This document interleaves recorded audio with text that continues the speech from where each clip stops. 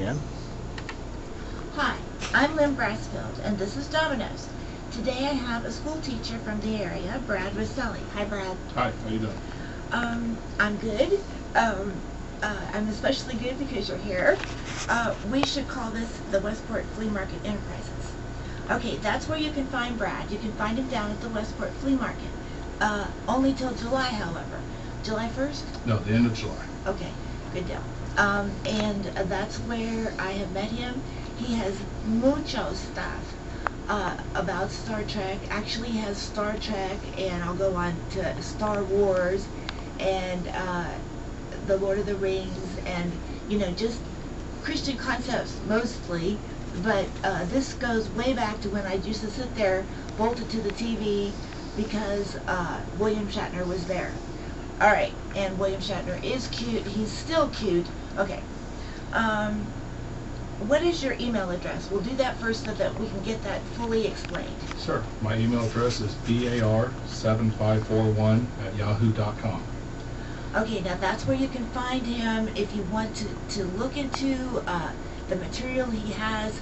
The wonderful, what I really, really loved is the Star Trek memorabilia, but he's got it all. He's got everything. All right. How long have you been collecting Star Trek parts and items and things like that? Oh, about 30 years. I'm 32 years old. I've been collecting since, well, my first teddy bear was a Chewbacca teddy bear. So I've been collecting all the way back then. And I've really enjoyed collecting the items. I haven't been a serious collector since about '93. That's when I started being serious, started working with a guy down in Texas named Brian Semling and a guy up in St. Joseph named Curtis, and we ended up getting together and trading, wheeling, and dealing. But I've been serious since then. That's seriously the theme that we're having today is collections. And I'm telling everybody right now, not necessarily you guys, but I told everybody at KCXL today, I was trying to collect the coin. It's a $5 Indian headpiece, and it has the Indian with a full warrior headdress, and they're now selling for $550, which is about $500 more than my anything that I can buy. And then my husband happened to get a collection donated to him, and so when I realized that that would be something like $10,000, I kind of gave up on that one, and I told Brad that I would like to do arrowheads because I am from Ohio, and it kind of reminds me of my dad, and he brought me a whole jar of arrowheads. Ta-da! Okay, what do you have that very few collectors have? For the Star Trek series, there's only 1,701, which is, by the way, the number of the Enterprise.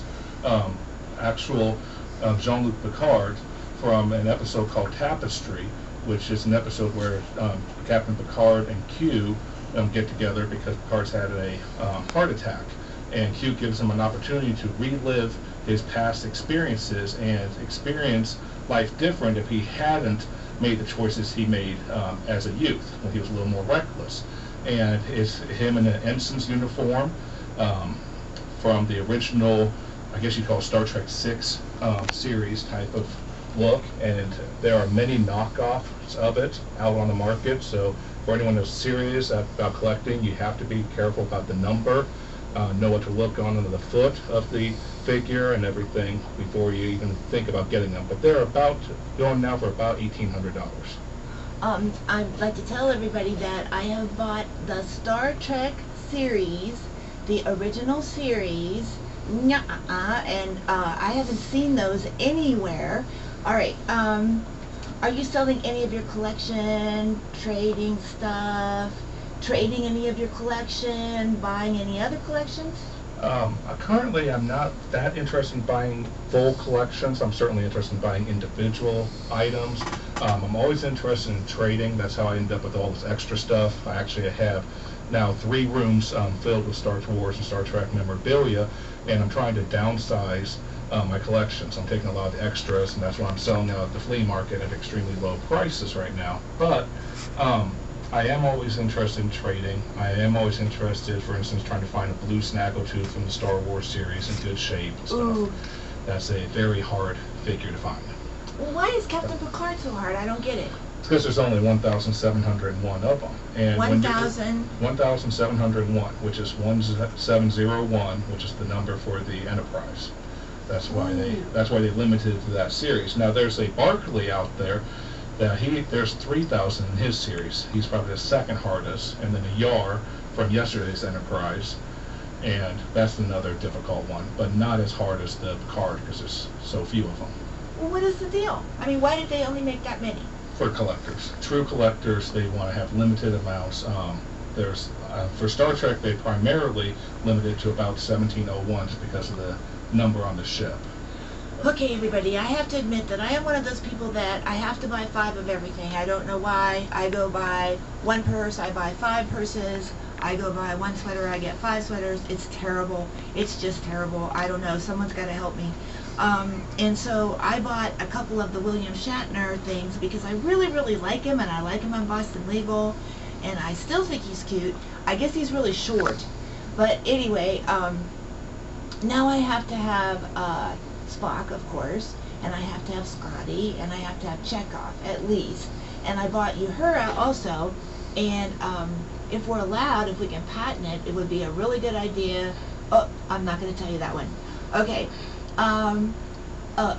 So who is the hardest person to find a figure in the Star Trek series?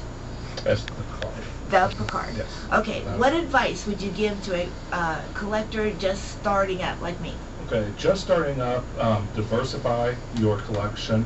I currently have things from Coneheads, E.T., Star Wars, Star Trek, Battlestar Galactica, Highlander. You want to diversify your collection because you never know what's going to be hot at any certain time. I always recommend to anyone I talk to that they get into Star Trek and Star Wars because the price value never goes down. If you spend $5 on a Star Wars figure, it will never be worth less than $5. Now, I can give you an example. I had one that I bought a year and a half ago. It's Captain Antilles, and I got it at a Walmart, and I knew that it was going to be worth something because it's fan choice number 5, and it's now worth $375. So my $5 investment is now worth $375 in a year and a half. So if you know what you're doing, you know what you're looking for, you can make a lot of money. But definitely diversify because Highlander was really good for quite a while, and now it's really gotten bad. So if you got all of your collection in Highlander, you would be losing money.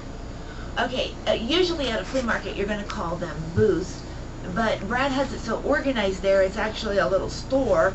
I mean, everything's just right. And what he showed me there was Spock and his dad. All right, now I would think that that would be really rare, but he had about 7 of them there. Well, actually, it was Superman and his dad, if you remember. Oh, durr. Okay, go ahead. But it's Kal-El and his father, Jor-El, and it's not very common that you see the 2 of them actually together, and they both are in the original Superman Kryptonite or Krypton series outfits, and they're very nice looking figures. I also have one there. I won't have it there very long, but it's one that's misprinted because what they have is the 2 figures in the wrong slots.